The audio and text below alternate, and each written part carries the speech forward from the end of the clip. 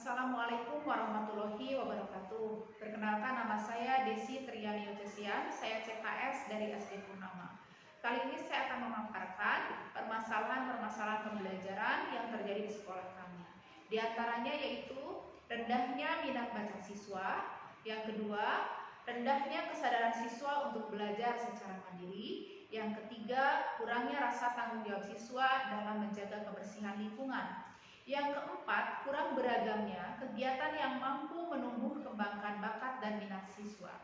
Yang kelima, rendahnya peningkatan hasil belajar siswa.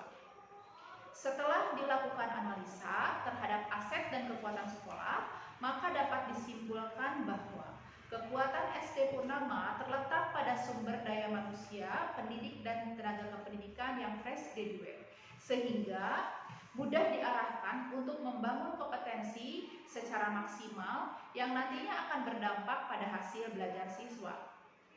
Solusi yang dilaksanakan yaitu membangun sebuah sistem kendali berbasis mobile yang dapat meningkatkan partisipasi pengembangan kompetensi guru secara mandiri yang berdampak pada hasil belajar siswa. Tujuan rencana tindak lanjut yaitu meningkatkan motivasi guru dalam mengembangkan kompetensi. Yang kedua, meningkatkan hasil belajar siswa.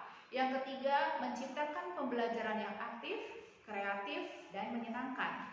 Yang keempat, meningkatkan kompetensi calon kepala sekolah. Indikator keberhasilan yang dapat kami ukur yaitu yang pertama, guru aktif meningkatkan kompetensi secara mandiri. Yang kedua, portofolio guru dapat terkumpul dalam bentuk e-portofolio. Yang ketiga, aktivitas pengembangan kompetensi guru dapat diakses oleh semua pihak. Berikutnya adalah semangat belajar siswa menjadi meningkat.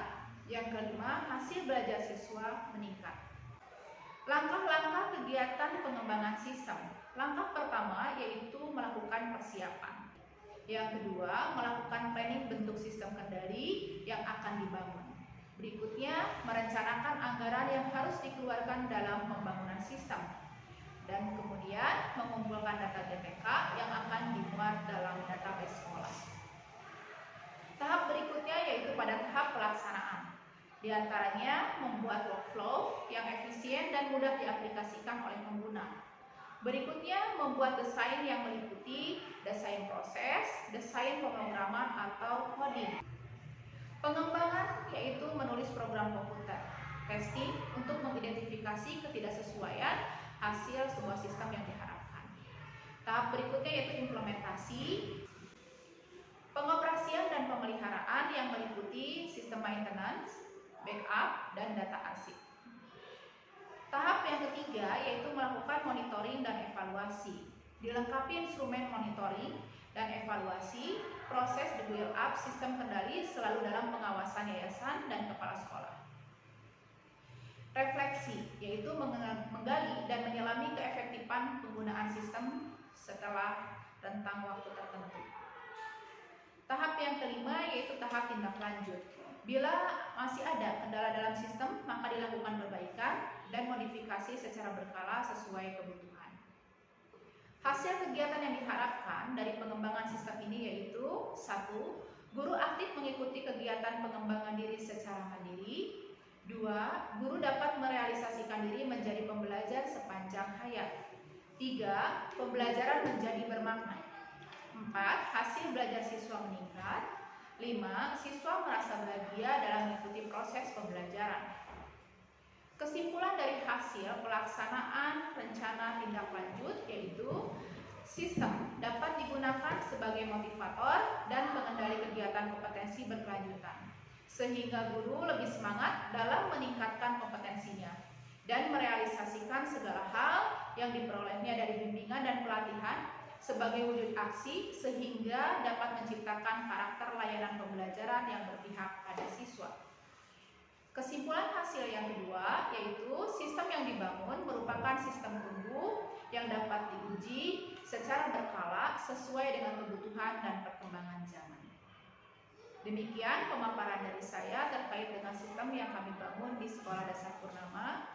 Demikian dan terima kasih. Wassalamualaikum warahmatullahi wabarakatuh.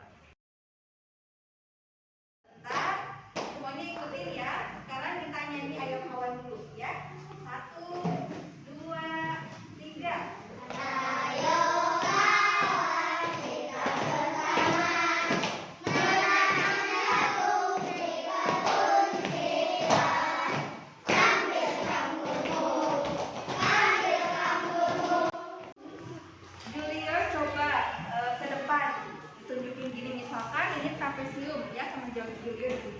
Ini Bu trapesium. Gitu ya, ke sini ya, ditutupin ke depan ya. Nggak ditunjuk lagi di sini. Coba Julius cari layang-layang yang mana? Coba pasangkan ke sana layang-layang. Yang mana layang-layang? Pinter. Kemarin belajar pembagian bisa nggak sebelum pakai media? Enggak. Kenapa enggak? Karena susah. Susah. Terus kan ibu kasih media. Nah, jadi gampang atau jadi lebih susah? Lebih gampang. Zura, bagaimana pembelajaran hari ini? Sangat senang Kenapa? karena seru. Inovasi ini sangat efektif untuk memotivasi guru dalam meningkatkan kompetensi berkelanjutan, sehingga dapat direalisasikan dalam proses pembelajaran dan berdampak pada hasil belajar siswa.